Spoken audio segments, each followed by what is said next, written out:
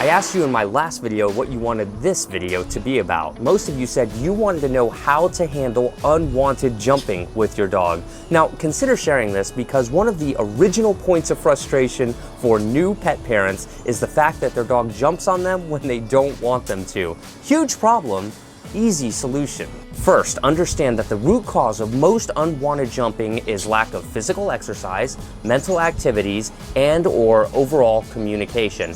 Asking a dog to not jump on you who has a lot of energy and not a proper outlet is bordering on unreasonable. This is a real puppy behavior. Do you see how he's grabbing on a leash? He wants to play tug. He's turning down turkey meat to play tug of war with a leash. That's a play-driven dog. Your dog should know how to sit and stay pretty solidly before teaching them not to jump on you. If you need help with that, I will have videos in the description. Either way, I promise you'll have a much better idea as to how to deal with unwanted jumping over the next several minutes. Make sure you click the subscribe button right now so you can be notified every time I upload a new video. I mean, why not? It's free. How many of your dogs jump when you don't want them to? Let's talk about why dogs jump to begin with. There's a lot of common myths out there about dog training, that it's dominance, that it's your dog trying to be in control. It's the exact opposite. A lot of unwanted behaviors like this are often attributed to a dog trying to be dominant. The reality is, dogs are very often very physical and playful beings. This has nothing to do with them trying to gain some type of status within your family. They jump because dogs like to greet us at the face. That's how dogs say hello and I love you to other life forms. That's how they shake hands, that's how they greet us. Nonetheless, it can be pretty obnoxious. The golden rule with jumping is it's your responsibility as a parent to make sure that your dog is not getting any attention from anybody unless all 4 feet are on the ground. When your dog does something you like or don't like, it's important that you react quickly and tell them so. If you're not reacting instantly and your dog's doing something you don't like, they learn that they can get away with it for a certain period of time before you're gonna do something about it. They're like, all right, I can jump a little bit at least. I've been allowed to do that. It is vital that you have the right frame of mind when teaching your dog. You can never train a dog when you're in a hurry or when you're frustrated. Your choices are to be sincere and patient.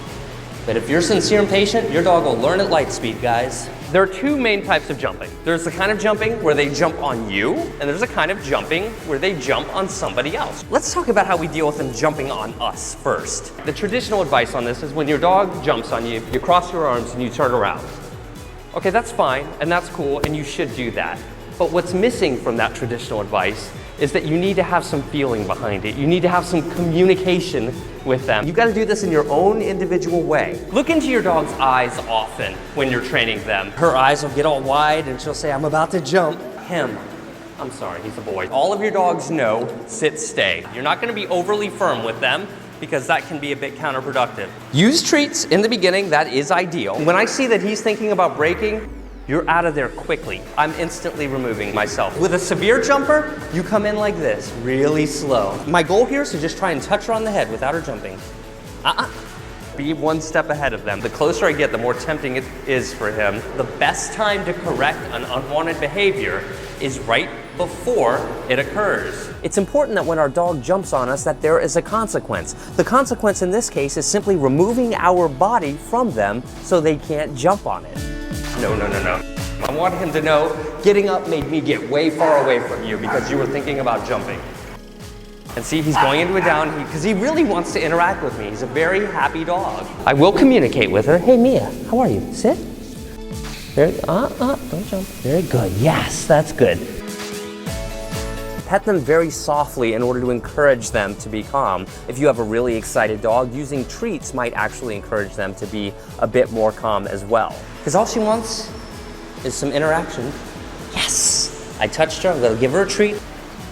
And I haven't been able to touch him yet. Again, the goal here is to be able to touch him. Yes, good, do you see that?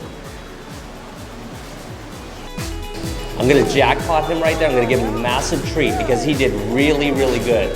Jackpot is a term we dog trainers use to mean a giant reward when they really reach deep to do something. That was really good, guys. Over time, as your dog learns, they will remember that in order to receive attention, they need to keep all 4 feet on the ground. Here I saw in Sully's eyes that he was receptive to staying in order to be pet, so I thought I would test his willpower a bit.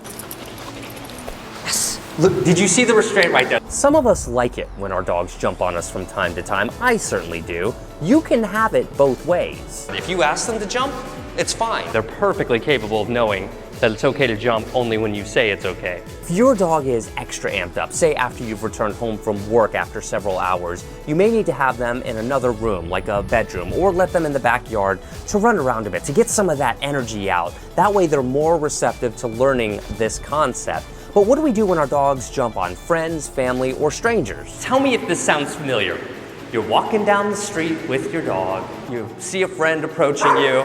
You want to stop and talk to them. Your dog's jumping all over them. And you're saying, no, no, no. And you're trying to maintain somewhat of a conversation. You're like, hey, how's it going? Stop jumping, stop jumping. Oh, how you been? So you're giving 50% of your attention to your dog and 50% to the person. So your attention is divided, isn't it? You got to pick your dog in this case. Guys, it is totally okay to say, I'm sorry, I'm trying to teach my dog not to jump. Sit, stay. Then you do this with the other person. Other person, will you please pet my dog?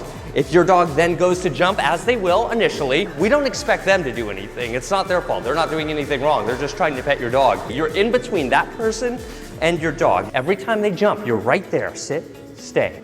Only then does the person pet your dog, when all 4 feet are on the ground. Our overall demeanor and attitude should suggest to our dogs, You're not going to jump and also get pet at the same time.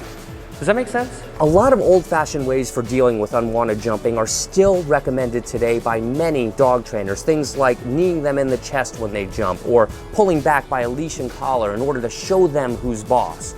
These approaches tend to really trivialize the sophisticated intellect of our dogs. Use that opportunity to really make them think.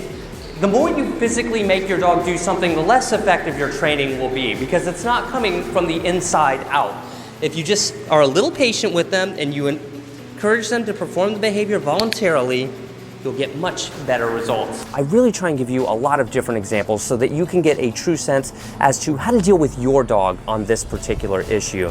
Now, realistically, it takes a few weeks of being very consistent on this with them in order for them to really start to get the behavior. If you find videos and tips like this helpful, you can tell me so by clicking thumbs up, and I'm also going to let you decide what my next video is going to be about. Would you rather see 4-month-old Lexi, the German Shepherd dog, learn how to stay at the doorway so she doesn't run into the street? Or would you rather see 6-month-old Nina learning how to walk on a leash without pulling? Tell me in the comments below. Also, like me on Facebook, where I post my secret dog training advice videos and lots of other fun stuff as well. Okay guys, tell me in the comments below what you want to see, and I'll see you in the next video. Bye.